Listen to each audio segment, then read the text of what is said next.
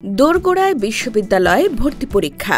ভর্তি প্রত্যাশী শিক্ষার্থীরা কেউ বা ইতোমধ্যে পাড়ি জমিয়েছেন নতুন শহরের নামী কোচিং সেন্টারে, কেউ বা আবার নিজ শহরে দিনরাত পরিশ্রম করছেন স্বপ্নের বিশ্ববিদ্যালয়ে একটি আসন নিশ্চিত করতে।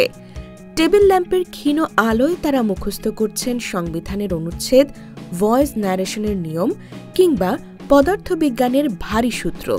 চোখে মুখে স্বপ্ন, ক্লান্তি আর আতঙ্কের ছায়া। হবে তো একটা সিট, নাকি সব পরিশ্রম বৃথা যাবে?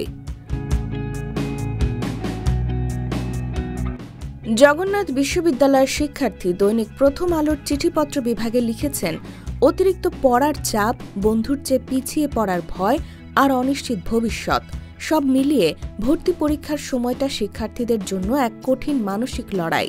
তাদের নীরব কান্না গ্রামের বাড়ির মা বাবার কানে পৌঁছায় না, কাছের মানুষেরাও বোঝেন না তাদের মনের অবস্থা। এর মধ্যেই শুরু হয় আত্মীয় স্বজনের ফোন।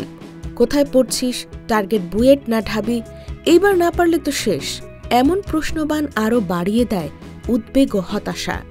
সম্প্রতি এক গবেষণায় দেখা গেছে, বাংলাদেশের বিশ্ববিদ্যালয়ে ভর্তি প্রত্যাশীদের মধ্যে ৬৭% উদ্বেগে, ৪৫% বিষণ্ণতায় আর প্রায় ৯% আত্মহননের চিন্তায় ভোগেন, যা ভর্তি পরীক্ষার চাপের সরাসরি প্রতিফলন।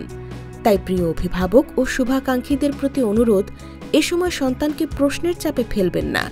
তাদের পাশে থাকুন, সাহস দিন, আশ্বাস দিন। মনে রাখবেন, আপনার একটি অনুপ্রেরণামূলক বাক্যই হতে পারে তার ঘুরে দাঁড়ানোর শক্তি।